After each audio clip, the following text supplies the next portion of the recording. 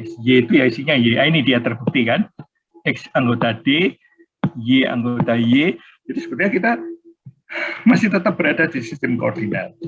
Ya, di sistem koordinat itu ada kumpulan-kumpulan X dan ada kumpulan-kumpulan Y. Di mana satu buah X itu hanya bisa berhubungan dengan satu buah Y. Nah, itu dia.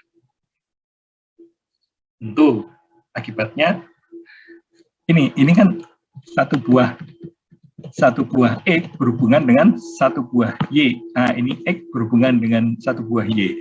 Satu buah X berhubungan dengan satu buah Y. Tapi tetap yang Y yang sama, ya nggak apa-apa. Itu fungsi, ya. Di sini X yang ini berhubungan dengan X yang ini. X yang ini berhubungan dengan X yang ini. Ya, jadi prinsipnya itu sebuah X hanya berhubungan dengan sebuah Y. Itu fungsi. Ya, itu sebuah X berhubungan dengan sebuah Y, dan semua X harus dihabiskan. Itu dia, ya. Semua D harus dipakai. Jadi kalau Anda sudah punya himpunan D, maka semua D itu harus punya pasangannya dengan Y. Walaupun ya, misalkan yang terpakai cuma satu buah ini aja. Jadi X yang ini kepakainya dengan ini, X kepakainya dengan ini juga kepakainya dengan ini. Ini masih fungsi ini, ya. Yang penting setiap kali saya megang X, ada satu Y di sebelah kanan. Setiap kali satu megang X, ada satu Y di sebelah kanan. Ya, tidak boleh ada dua Y. Ya, satu X tidak boleh berhubungan dengan dua Y. Ya, jadi misalkan ini berhubungan dengan ini juga berhubungan dengan ini, itu tidak boleh. Ya, itu bukan fungsi. Tapi kalau fungsi itu sebuah X hanya berhubungan dengan sebuah Y. Seperti itu. Y yang sama boleh berulang-ulang, Y yang sama boleh aja, itu namanya fungsi konstan gitu loh, ya. Fungsi yang nilai Y-nya itu sama terus. Oke, jadi kalau dibayangkan ya, kalau aku punya persamaan garis ini nilainya sama dengan 1, nah, ya di sini misalkan sama dengan 2 misalkan, ya. Maka X yang di sini, X yang di sini, X yang di sini, X yang di sini, X yang di sini selalu berhubungannya dengan Y. Ini itu fungsi ini, ya, selalu berhubungannya dengan sebuah X, selalu berhubungan dengan Y, walaupun Y-nya sama dengan 1 terus, ya, tidak apa-apa, itu fungsi itu, ya. Jadi pendefinisian fungsi itu akan seperti itu ininya, 1X berhubungan dengan 1Y, tidak boleh 1X berhubungan dengan 2Y, tidak boleh, ya. Itu fungsi. Nah, kemudian ada istilah-istilah, ya.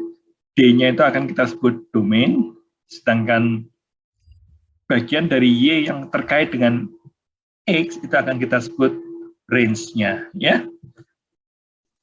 Ada domain dan ada range. Ini bahasa Indonesianya ada yang bilang ini daerah asal, ya. Ini adalah daerah hasil. Ada daerah asal, ada daerah hasil, ya. Yang penting D itu kepakai semua. Sedangkan Y-nya tentu aja, ini kan ada 3 Y nih, kepakainya 1 aja juga boleh, tidak harus kepakai semuanya. Tapi X-nya yang ada di sini harus kepakai semua, ya. Jadi misalkan kepakainya ke sini aja semua, yang ini juga ke sini, yang ini juga ke sini, itu boleh, ya, boleh seperti itu. Pokoknya 1X berpasangan dengan 1Y, 1X tidak boleh berpasangan dengan 2Y atau lebih. Oke, daerah asal, X itu daerah asal, sedangkan objek yang kena berpasangan dengan X-nya itu akan kita sebut daerah hasil atau range, gitu loh, ya. Ada range. Jadi kalau kita pakai bahasa mesin kan ini ada input, ya, misalkan tepung masuk ke Kartikasari atau Primarasa, ini menjadi kue atau roti. Oke, jadi seperti itulah kira-kira. Nantinya, ya, nantinya itu ketika kita mendapatkan ini, itu kan berarti di sini ada aturannya, kan? Ya, yang tadi saya bilangkan itu loh, ini kalau ini konstantor, ini kan aturannya misalkan, ya, seperti itu. Jadi ini ada aturan yang akan sampai ke sini. Aturannya kita yang ngasih. Ada rule, ya. Ini ada output, ya. Ini ada input. Jadi perjalanannya adalah input ditambah dengan rule sama dengan output. Di machine learning beda. Nah, ini dia. Kalau di machine learning, input ditambah dengan output, hasilnya adalah rule. Jadi ini yang akan dicari. Ya, F-nya akan dicari. Jadi saya punya data input, saya punya data output. Tolong hubungkan antara X dan Y. Kayak gitu. Mesinnya ini, mesin learning-nya itu akan dicari hubungan antara X dan Y. Seperti itu. Ya, jadi mesin learning itu sebetulnya adalah membikinkan F. Inputnya dikasih, outputnya dikasih. Ya, tolong bikinkan F-nya. Itu mesin learning itu, atau deep learning. Jadi deep learning itu adalah tugasnya adalah mendapatkan F sehingga bisa menghubungkan input dengan output. Ya, kalau di konvensional programming itu perjalanannya adalah input tambah rule, ini rule ya. Ya, input tambah rule sama dengan output, gitu kan? Ya. Kalau di machine learning tadi apa? Input tambah output, hasilnya rule. Jadi rule-nya itu fungsinya itu akan dicarikan oleh machine learning atau deep learning. Cara berpikirnya beda. Ya, disitulah ada proses learning. Proses learning itu akan belajar bagaimana hubungan X dan Y, ya, sehingga hubungannya itu bagus. Ya, carikanlah F yang akan menghubungkan X dengan Y. Seperti itu kira-kira, yang bukan input dengan output. Jadi, yang tersedia di kajian machine learning itu adalah input dengan output. Ininya belum ada. Machine learning suruh nyarikan ininya. Paham ini? Bedanya antara konvensional programming dengan machine learning. Seperti itu kira-kira ya. Jadi ini baru pelajaran fungsi aja kamu data aja ke machine learning itu. Jadi cepat sekali nanti kamu pintar machine learning. Ya, maka X itu akan kita sebut ubah bebas, Y-nya disebut ubah tak bebas. Oke, seperti itu kira-kira. Oke. Kalau sampai range-nya kita itu adalah bilangan real, range-nya ya, maka kita akan sebut fungsi real. Kadang range-nya itu berupa himpunan. Ya, itu namanya fungsi bernilai himpunan. Itu nanti akan dipakai di teori peluang kalau kita belajar statistik segala macamnya. Seperti itu. Oke lah. Nah, sekarang Anda kan sudah belajar caranya menggambar grafik ya, sedikit demi sedikit. Yang pertama, kalau cara menggambar itu ya, kamu mulai dari titik X, cari titik Y-nya gitu aja lah ya. Ini dia misalkan, mana tadi garis lurus. Nah, ini misalkan ya. Nah, ini dia. Ya, ini kan persamaan garis lurus. Tinggal ini kan biasanya diketahui. Jadi kamu tinggal pasangkan aja X1 dan Y1-nya kamu nilainya kan berubah-ubah nih X1 dan Y1 ini ya. Masukkan ya. Cari Y dan X-nya ini. Ya. Y1 dan X1-nya kan sudah ada ya. Tinggal ini kan cuma dua buah titik kan ya. Tinggal X-nya kamu ubah-ubah, nanti Y-nya kamu cari. Itu cara menggambar persamaan garis lurus. Demikian pula ketika kamu menggambar lingkaran, ya. Ketika kita menggambar lingkaran, seperti itu juga. Mulai dari X-nya, ini kan diketahui biasanya. X-nya kamu ubah-ubah aja, ya. Nanti kamu akan dapatkan nilainya, kemudian kamu plot. Kayak gitu, ya. Itu cara menggambar. Di sini juga, ya. Di sini juga. Ini diketahui, Q diketahui, P diketahui, X-nya diubah-ubah, cari Y-nya. Kayak gitu. Ya, tentu dengan programming lebih cepat kita gambarnya, ya. Di sini juga A dan B diketahui, X-nya diubah-ubah nilainya, ya. Kemudian cari Y-nya. Seperti itu, ya. Oke, jadi Anda pada umumnya sudah bisa menggambar grafik fungsi, grafik persamaan. Itu persamaan, belum tentu fungsi. Ini itu persamaan, belum fungsi. Hubungan antara Y dan X-nya tidak mencerminkan fungsi. Tapi, kalau saya cuma bilang, saya mau bicara dari titik 0 sampai ke X yang positif aja, cuman ini aja. Nah, ini mungkin fungsi. Ya, ini mungkin fungsi. Oh, belum juga, belum fungsi, karena satu titik X berhubungan dengan ini dan berhubungan dengan ini. Oh, satu titik X berhubungan dengan dua titik Y, itu bukan fungsi. Ya, jadi untuk ini susah ini kalau mau mendefinisikan sebagai fungsi. Paling-paling kamu definisikannya untuk X positif dan X dan Y positif. Kayak gitu aja lah. Ya, jadi X negatif nggak diikutkan, tapi X-nya minta yang positif, Y-nya juga minta yang positif. Jadi cuman ini kan jadinya, itu fungsi. Ya, tapi kalau keseluruhan kayak gini, itu bukan fungsi, apalagi yang ini. Ya, apalagi yang ditambah yang sebelah kirinya. Jadi kalau mau mendefinisikan fungsi, ambil yang kayak gitunya aja. Seperti itu kira-kira. Nah, kalau yang ini udah fungsi nih. Ya, ini udah fungsi yang ini. Oke, ini udah fungsi. Oke, tapi kalau yang ini juga, yang ini satu X berhubungan dengan berapa? Ini X-nya ini misalkan nilainya bisa ini, nilainya bisa ini. Enggak boleh. Satu X nggak boleh berhubungan dengan dua. Tapi kalau yang di sini selalu satu X ini berhubungan dengan satu Y. Satu X berhubungan dengan satu Y. Satu X berhubungan dengan satu Y. Nah, ini fungsi ini. Satu X berhubungan dengan satu Y. Satu X berhubungan dengan satu Y. Ya, lihat nih. Ini semuanya, yang ini tuh fungsi. Jadi, ini kalau yang ini baru persamaan ini. Ini bukan fungsi, cuma persamaan elit. Ya, oke, persamaan hiperbola. Seperti itulah kisahnya. Jadi dari yang bukan fungsi, kalau kita bisa menemukan transformasi itu jadi fungsi gitu loh, ya. Ini jadi fungsi ini. Ya, jadi ini tuh fungsi ini. Ya, ini itu fungsi. Jadi sekarang Anda tes sendiri. Yang tadi kan diminta nih. Tentukan persamaan yang mendefinisikan fungsi. Nah, satu X hanya boleh berhubungan dengan satu Y. Nah, itu dia.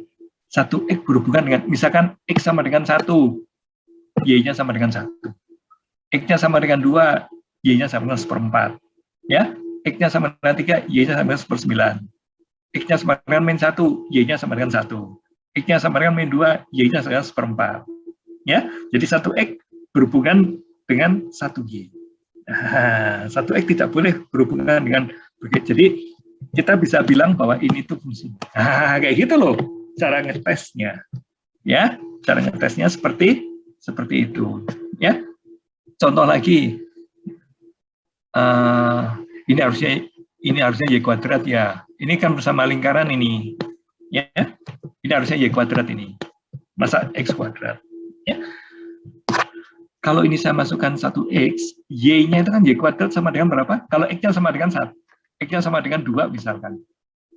Ini kan dikuadratkan jadi 4. 4 ke sini jadi, jadi bilangan kompleks nantinya. Jangan 2. Nggak bisa 2 ini. Mau ini jari-jarinya 1, ya, lingkaran dengan jari-jari 1. Maka kita harus ngambilnya X-nya setengah, X-nya 1/4, kayak gitulah ya. Oke, nah nantinya Anda akan saksikan bahwa 1X di sini itu akan berhubungan dengan 2Y. Sehingga ini bukan fungsi. Kalau yang ini, kamu tes. Kalau setiap X berhubungan dengan 1Y, maka itu fungsi.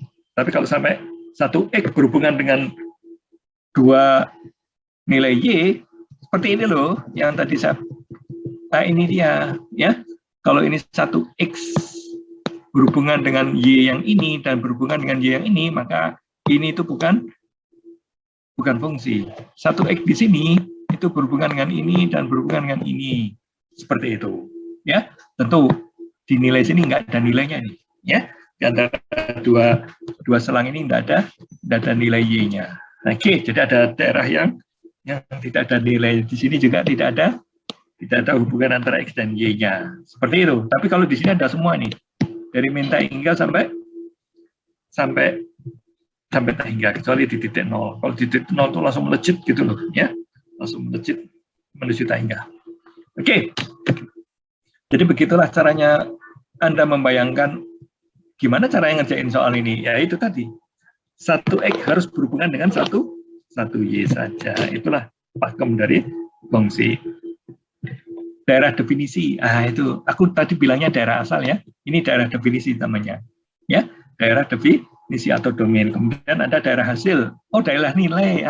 Salah lagi saya makanya. Jadi kalau Anda menggunakan terjemahan bahasa Indonesia ditulis oleh pengarang yang beda-beda dalam bahasa Indonesia, istilahnya bisa lain-lain, ya. Jadi misalkan daerah definisi, saya mungkin akan bilang daerah asal. Asalmu mana gitu kan?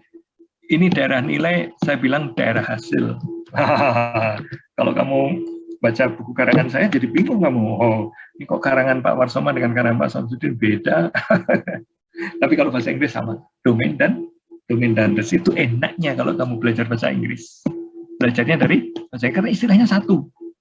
Karena itu setiap bahasa Indonesia sertakan bahasa Inggrisnya supaya maksudnya apa sih gitu loh, ya. Maksudnya apa? Ya. Jadi kalau yang di sini tadi saya bilang X-nya harus habis, exhausted gitulah ya. X-nya harus habis. Kalau di sini Y-nya ya seperlunya Y-nya aja. Ya, seperlunya Y-nya aja. Tidak semua Y-nya kepake. Yang kepake itu akan kita sebut range atau daerah nilai. Ini gimana ini? X-nya yang berlaku, X yang negatif aja yang berlaku. Misalkan X sama dengan min 1. Jadi ini kan akar 1, efeknya 1. Kayak gitulah ya. Oke, ini fungsi, ini masih fungsi ini. Ya. Nah, ini juga. Anda sekarang disuruh menentukan ininya. Ya, untuk soal ini, dan ini. Ya. DF-nya apa?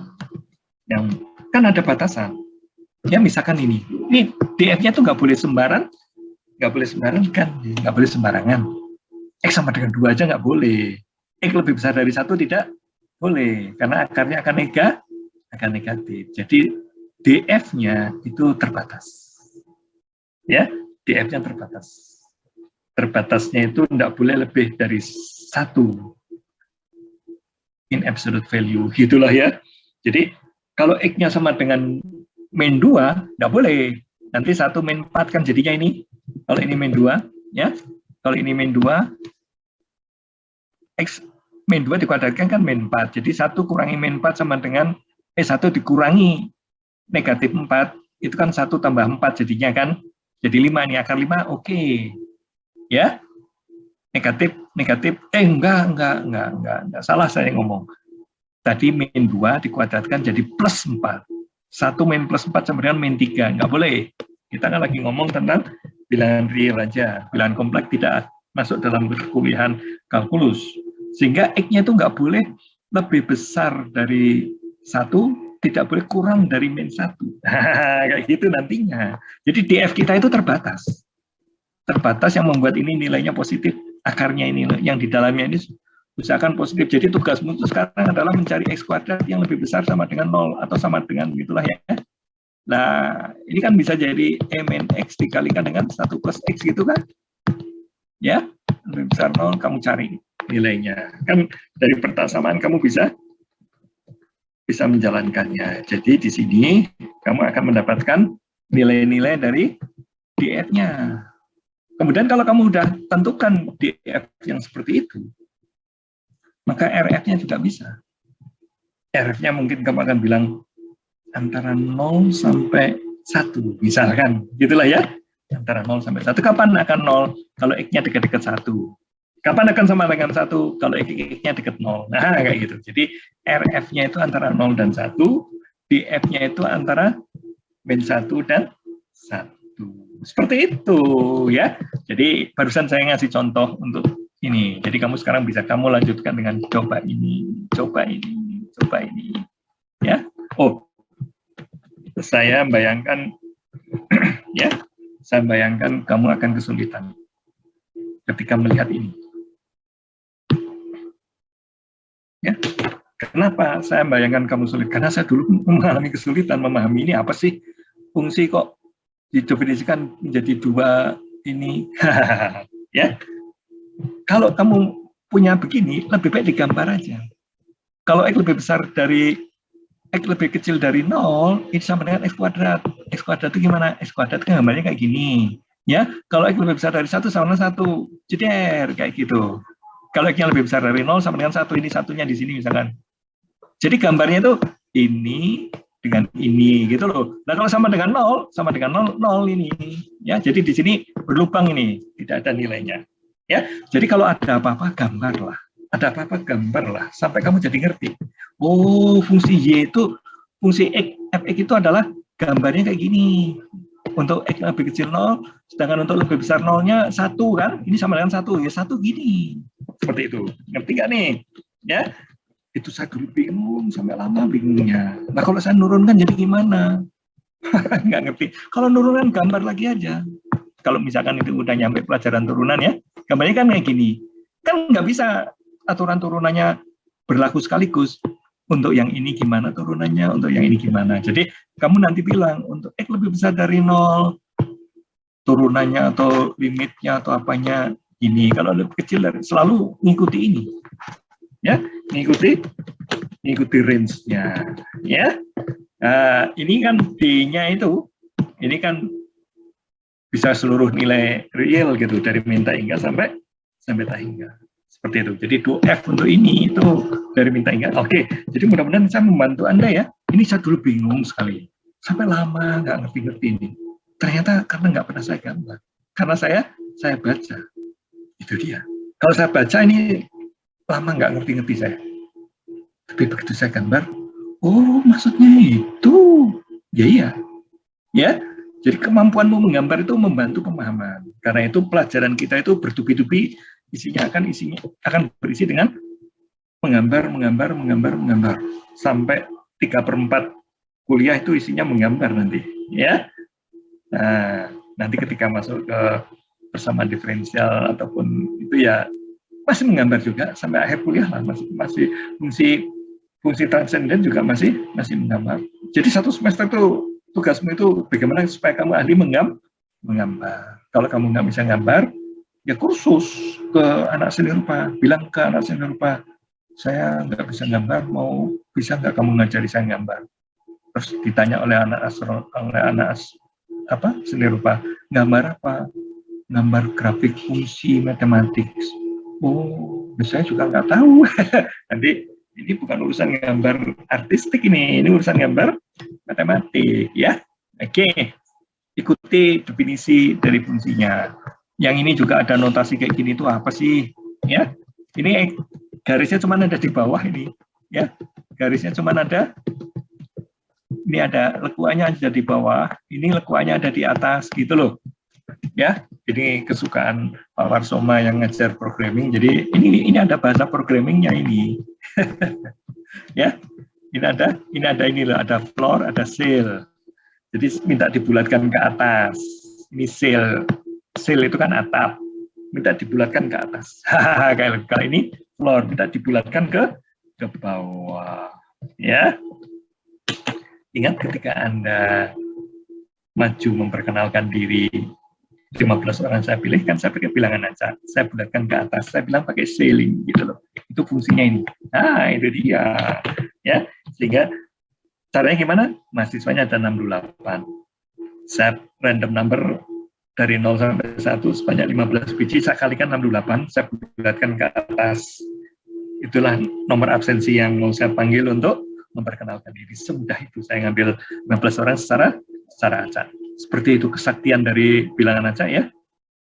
Kamu hari pertama kuliah dengan saya aja udah melihat betapa saktinya itu rumus random number itu. Dulu saya sampai lama nggak ngerti loh, ini random number untuk apa sih gitu loh. Nggak ada gunanya, ini nggak bisa untuk ngitung gitu kan. Yang ada di kalkulator kan ada kali bagi tambah kurang, ada akar, ada log, ada pangkat segala macam ya. Nah ini bilangan acak untuk apa ini? Ya, kayak gitu ternyata saktinya minta ampun. Ya, nantilah kalau ada kesempatan saya akan peragakan kepada Anda bahwa dengan bilangan acak itu saya bisa menghitung integral. Oh, impian itu, ya. Oke, tapi teorinya kamu nggak tahu. Tak peragakan aja, hasilnya sama, saksikan gitu loh. Tak gitukan aja nanti paling-paling. Ya. dengan bilangan acak 01 tadi itu, yang saya ambil 15 biji, untuk mengambil Anda 15 orang secara acak. Demikian pula nanti bilangan acak itu saya ambil 1 juta biji, saya pakai untuk menghitung integral. Wush, keren ya bilangan acak, ngambilnya 1 juta, tapi bukan 15 biji. Itulah dia Monte Carlo simulation namanya. Oke. Fungsi genap dan ganjil, Anda juga sudah belajar ya. Kalau yang ini itu fungsi genap nih. Kalau dimasukkan X-nya berapa aja kamu negatifkan, selalu hasilnya seperti tidak negatif. Ya, seperti itu. Ini fungsi genap contohnya ini Y sama dengan X kuadrat itu adalah fungsi genap. Karena satu titik X selalu berhubungan dengan satu titik X selalu berhubungan dengan satu Y. Tidak pernah berhubungan dengan dua, tapi satu Y bisa berhubungan dengan ini. Kalau Y-nya ini kan saya bisa berhubungan dengan X ini, bisa berhubungan dengan X ini gitu loh. Itu boleh kalau melihatnya dari Y, tapi melihatnya dari X, maka satu X berhubungan dengan satu Y. Itu dia fungsi. Ya, ini fungsi genap nih. Kamu masukkan nilai X-nya positif atau negatif, nilainya akan sama aja.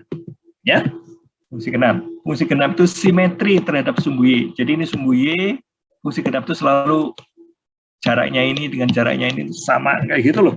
Itu namanya simetri terhadap sumbu Y. Nanti kalau fungsi ganjil simetri terhadap titik nol. Fungsi gasal atau ganjil, kalau dimasukkan negatif, negatifnya mencelat keluar, kayak gitu ya. Contohnya gimana? Nah, ini contohnya. Y sama dengan X pangkat 3. Ya. Dia simetri terhadap titik nol. Ini dia. Ini melengkung sini, disimetrikan ke nol, jadi ke sana. Gitu. Ya. Seperti itulah yang dimaksud dengan simetri terhadap ini, ya. Jadi kalau di sini ada titik titik min X, ya, ini kan titik min X. Nilai di sini kan min Y. Nah, di sini ada X, di sini ada di sini ada X, di sini ada Y gitu loh, ya. Salah saya ngomong apa. Di sini ada X, di sini Y-nya nih. Nah, ini dia, ini Y-nya. Ya. Jadi akan sama dengan negatifnya. Kalau di sini kan sama dengan negatif min Y kan, itu akan sama dengan Y di sini. Oke. Itu fungsi ganjil dan genap. Ya, kalau kamu lupa ini simetri terhadap apa ya, genap ya, langsung gambar saja. Y sama dengan kuadrat, simetri terhadap Y, langsung ketemu. Kalau fungsi ganjil simetri terhadap apa ya, gambar aja Y sama dengan X pangkat 3. Y sama dengan pangkat 3 kan, gambarnya cuma kayak gini aja kan. Mana ini? Jadi rusak. Aduh. Oke deh. Terlalu bersemangat, jadi rusak. Nah, ini dia muncul lagi untung. Oke, jadi jangan dihafal. Kamu biasakan melakukannya dengan tangan. Matematik itu harus dilakukan dengan tangan, termasuk menggambar ini. Kalau kamu sudah pernah menggambar ini, terus ada pertanyaan, fungsi genap itu simetri terhadap 0 atau simetri terhadap Y ya?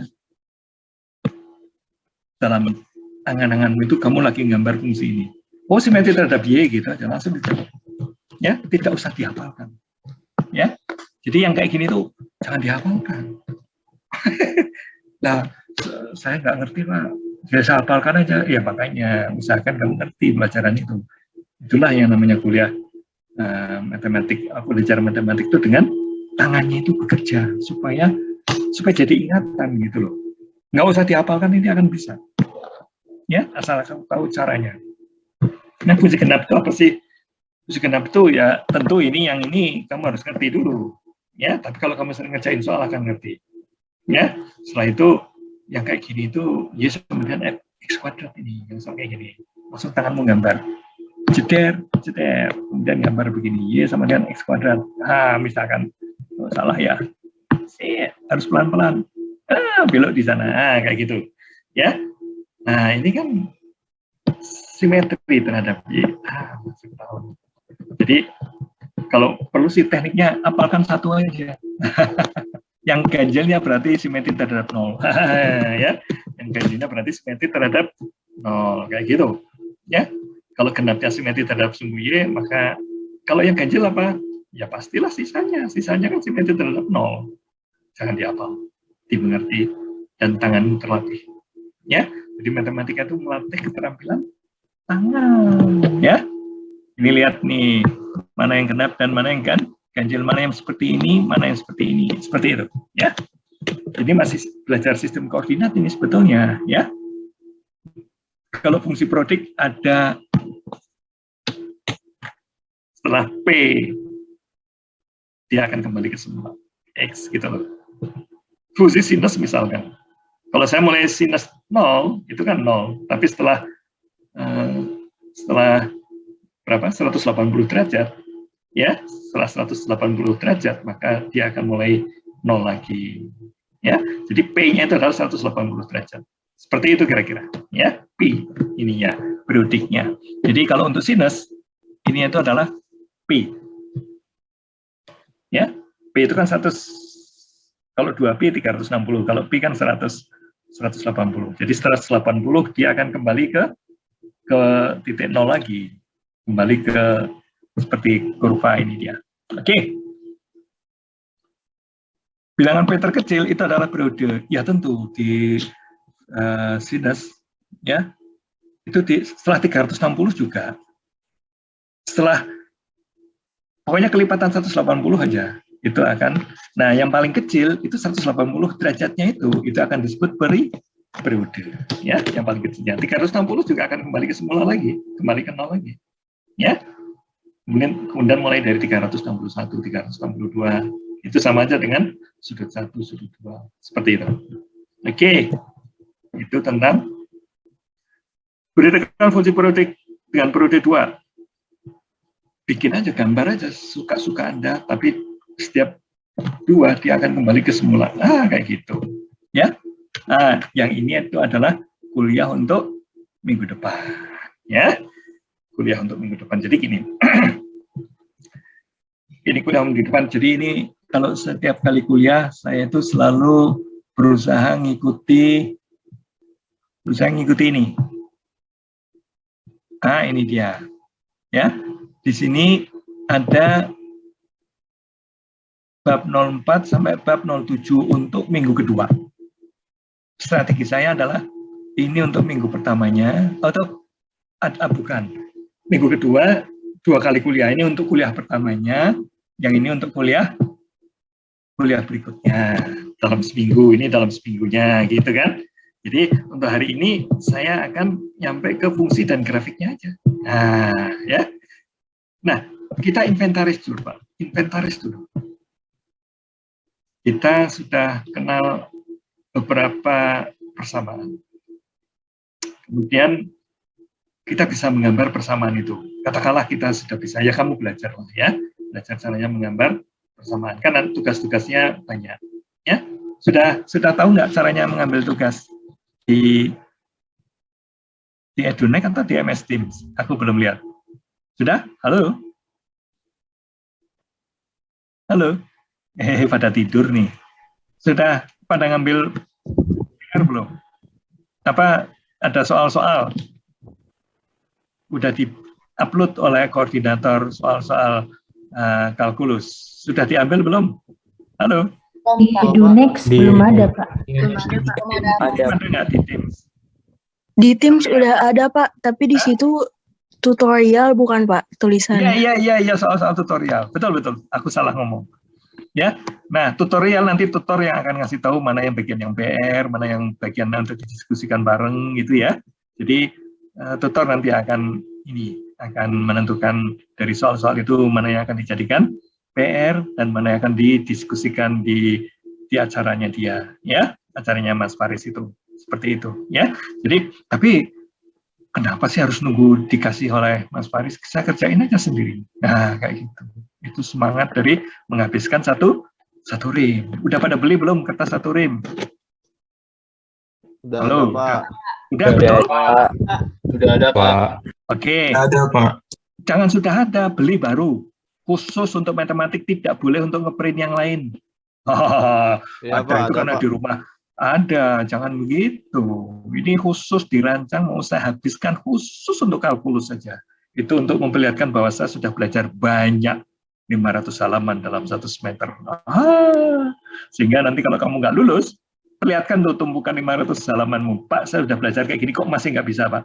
Oh, nggak yakin saya kalau kamu sudah belajar. Paling-paling kamu pinjam tumpukan kerjaan temenmu. Enggak.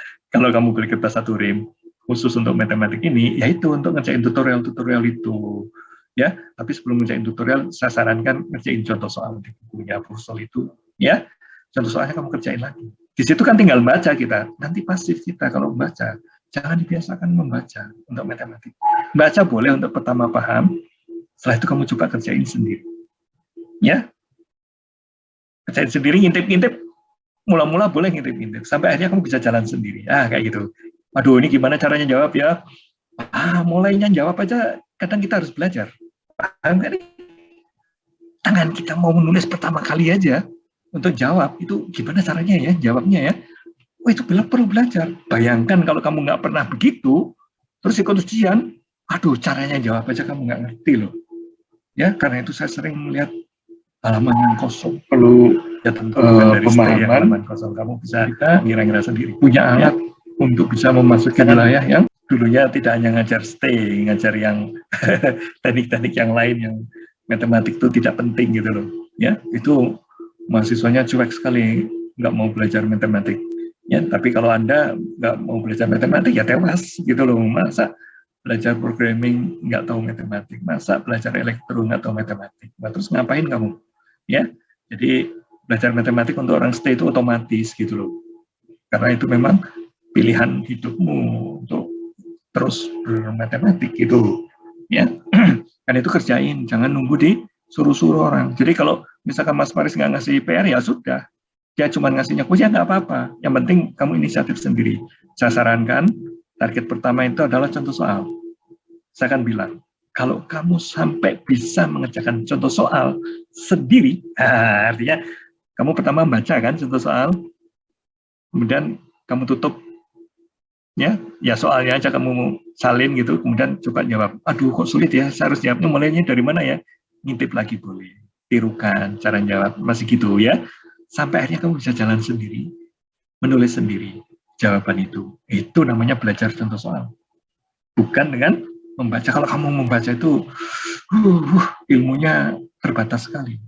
Menulislah ya, matematik itu doing gitu, harus dikerjakan ya. Nah, minimal effort itu adalah kamu mengerjakan kembali contoh soal. Kalau kamu sudah mengerjakan kembali contoh soal, maka saya seperti memberikan jaminan kepada kamu bisa dapat nilai C, kayak gitu. Apa cita-cita hidupmu dapat nilai C? Kalau cita-cita hidupmu dapatnya nilai A, ya usaha contoh soal nggak cukup. Tapi contoh soal itu minimal effort itu, ya. Kalau kamu ingin lulus sekedar dapat C, aku bisa bilang kamu kerjakan aja. Selalu ngerjainnya cuma contoh soal aja. Artinya setelah baca jawabannya, kamu coba jawab sendiri, ya, dengan kalimat kamu sendiri. Urutan juga mungkin boleh beda, ya. Gambarnya juga mungkin kamu gambar sendiri. Nah, kalau kamu sudah bisa begitu, itu C itu hampir ada di tangan, nilai C. Jadi kalau sampai kamu dapat nilai D atau E, pastilah kamu contoh soal aja nggak ngerjain, ya, pasti. Jadi kalau ada mahasiswa saya dapatnya D dan E, contoh soal aja nggak mau belajar, kayak gitu loh, ya. Padahal kalau belajar contoh soal itu artinya tangannya udah bekerja itu. Nah, kalau tangan nggak pernah bekerja kok disuruh bekerja, kamu nggak pernah nyangkul di sawah, tiba-tiba kamu disuruh nyangkul, ya nggak bisa, ya. Jangan-jangan kena kakimu nanti cangkulnya itu, karena posisi kaki dan ayunan cangkulnya nggak tahu kamu pasnya gimana, ya. Jadi cangkulnya akan nebang kakimu nanti. Kalau kita tiba-tiba aja disuruh mencangkul, ya belajarlah dikit-dikit, ya, mencangkul 5 menit, terus kerjain yang lain, cangkul 5 menit, kerjain yang lain, itu belajar namanya. Setelah itu nyangkul seharian. Nah, itu yang betulnya belajar, seperti itu, sedikit demi sedikit. Ya, demikian pula matematik, kerjain sedikit demi sedikit, ya, mulai dari contoh soal. Setelah contoh soal bisa, kamu berlabuh ke soal-soal yang ada di Purcell, soal-soal tutorial. Soal-soal tutorial itu effort dosen matematik yang menurut saya luar biasa, karena dia mikirin derajat kesulitannya. Derajat kesulitannya jangan sampai terlalu sulit, jangan sampai terlalu mudah, gitu loh. Pokoknya yang membuat kamu itu paham, mengantarkan kamu paham. Dipaksa kamu paham matematiknya itu dengan dikasih soal-soal itu. Kalau kamu bisa ngerjain, kamu mencapai tingkat pemahaman yang tinggi namanya. Kalau kamu bisa ngerjainnya, ya. Karena dan untuk pahamnya itu kan berkali-kali saya sudah bilang. Contoh soal kerjain lagi dengan kertas yang kamu beli. Nah itu dia, ya. Andaikan kamu ngerjain contoh soal aja, mungkin dalam satu semester itu mungkin 1/4 rim bisa lah itu dihabiskan, ya, atau 1/3 rim gitu. Kalau untuk contoh soal aja, ditambah soal-soal mungkin 1 rim habis itu. Wah kan sayang Pak, kertas 1 rim, apa sayang itu 50.000, masa kamu udah dapat nilai A sayang dengan 50.000, jadi kamu seolah-olah beli nilai A dengan harga berapa? 50.000. Seperti itu niatnya, bukan boros-borosan kertas, bukan. Ini sudah saya niati ini, untuk dapat nilai A itu saya harus korban uang jajan saya sebanyak 50.000. Ya, jadi jangan sayang pakai kertas itu, pakai untuk ngerjain apa aja, coret-coret. Untuk memahami teorinya juga pakai itu kertas. Ya, seperti itu. Jadi kalau di buku kan, kalau ada teorema kan diuraikan ininya, buktinya. Itu yang benar itu. Ya, kalau itu bisa kamu sentuh, ya, saya tidak menganjurkan untuk seluruh teorema, tapi saya agak susah untuk ngasih tahu teorema mana yang perlu kamu lakukan itu. Ya, mungkin harus saya kasih tahu. Teorema ini coba kamu kerjakan sendiri gitu ya. Ada sih teorema-teorema yang apa namanya terlalu sulit kalau kamu lakukan dan manfaatnya mungkin seperti itu. Jadi nanti mungkin akan saya kasih tahu teorema ini coba kamu buktikan sendiri. Anggap aja ini soal gitu loh. Ya, itu kamu akan bergelut dengan apa namanya segala konsep, ya. Kamu saksikan di matematik itu selalu mulai dari definisi, ya, kemudian akan muncul teorema seperti sistem koordinat. Definisikan sistem koordinat, definisikan cara, ya, nanti tiba-tiba ada teorema yang cara itu adalah begini kayak gitu, ya. Selalu ada itu, dari definisi muncul teorema. Teorema itu untuk apa? Teorema itu untuk memudahkan kamu mengerjakan soal, tapi jangan dihafalkan kalau bisa. Ya, jangan dihafalkan kalau bisa. Kalau bisa hafal sendiri karena banyak mengerjakan soal. Ya, jadi lihat aja ininya, silabusnya itu. Jadi kalau di sini ada kata-kata grafik persamaan, itu berarti saya harus punya kemampuan menggambar grafik dari sebuah persamaan yang diberikan oleh soal. Nah, kayak gitu. Saya harus betul-betul bisa, merasa bisa gitu loh. Ya, nanti fungsi dan grafiknya. Nah, ini kan suruh gambar lagi nih. Saya harus betul-betul bisa menggambar dan pernah pengalaman menggambarnya. Jangan sampai dibaca saja. Ya, jadi di sini ada grafik persamaan, kamu baca aja. Oh, garis lurus tuh kayak gitu. Oh, lingkaran kayak gitu. Oh, elip kayak gitu. Oh, parabola, hiperbola kayak gitu. Udah, tapi tanganmu nggak pernah menggerakkannya. Nah, itu dia celaka kamu. Kalau belajar matematika kayak gitu caranya, cuma dibaca. Tanganmu bergerak. Hiperbola itu gimana caranya mendapatkannya? Tanganmu berjuang itu untuk mendapatkan itu. Sehingga lain kali kamu itu nempel di memorimu, hiperbola itu apa, elip itu apa, parabola apa, ya, lingkaran apa, itu akan melekat karena kamu lakukan. Beda kalau kamu sekedar baca aja, ini fungsi dan grafiknya, oh seperti itu, masa cuma dilihat aja, tiba-tiba kamu jadi master, bisa pinter menghubungkan fungsi dan grafiknya, enggak lah, kamu harus kerjakan itu. Tanganmu itu bekerja, ya. Oke, jadi dua ini pekerjaanmu itu adalah pekerjaan tangan, bikin grafik, lakukan bikin grafik. Jadi jangan sampai itu malas bikin grafik, jangan. Kalau kamu sudah malas bikin grafik, ya pemahamanmu untuk pelajaran berikutnya itu akan terhambat. Seperti itu, ya. Seperti itulah janji-janji dari kuliah kita ini, sambung menyambung, ya. Makanya ini tuh dikasih bab 0 karena belum sungguh-sungguh masuk ke area kalkulus. Tapi sebetulnya mulai dari fungsi ini udah mulai, begitu kita nyebut fungsi itu udah mulai kalkulus itu. Ya, begitu nyebut fungsi itu sudah mulai kalkulus, karena kalkulus itu isinya adalah fungsi, limit, turunan, ya, itu lihat tuh, kemudian integral, penggunaan turunan, kemudian integral, kemudian fungsi transenden, terus kan, jadi isinya cuma gampang, fungsi, limit, turunan, integral, fungsi transenden. Fungsi transenden nanti terkait dengan integral, karena itu ditaruh di belakang. Fungsi transenden itu karena untuk mendefinisikannya kita butuh konsep integral. Untuk tahu konsep integral kamu harus tahu turunan. Untuk tahu turunan kamu harus tahu limit. Untuk tahu limit kamu harus tahu jarak, distance. Untuk tahu distance kamu harus tahu Pitagoras. Jadi nenek moyang kita itu adalah Pitagoras. Ya, nenek moyang kita untuk belajar kalkulus itu adalah Pitagoras. Dari Pitagoras kita jarak, ada konsep jarak antara dua buah itu menghasilkan sesuatu. Tadi kita sudah belajar, hasilnya apa? Gradien. Ya, itu rasio dari dua buah jarak itu. Ya, menghasilkan gradien. Dan saya tadi sudah ngasih cita rasa bagaimana konsep gradien itu akan dipakai di mesin learning nantinya. Kalau kamu ingin pergi ke tempat yang lebih rendah, kalau gradiennya positif, kamu melangkah ke kiri. Kalau gradiennya negatif, kamu melangkah ke kanan. Kalau tujuanmu ingin mencapai tempat yang rendah. Kalau mencapai tempat yang tinggi, ya kalau gradiennya positif, kamu melangkahnya ke kanan. Tergantung tujuanmu apa. Kayak gitu loh. Itulah gradien desainnya akan ada di mesin learning. Dan itu pelajaran ini juga.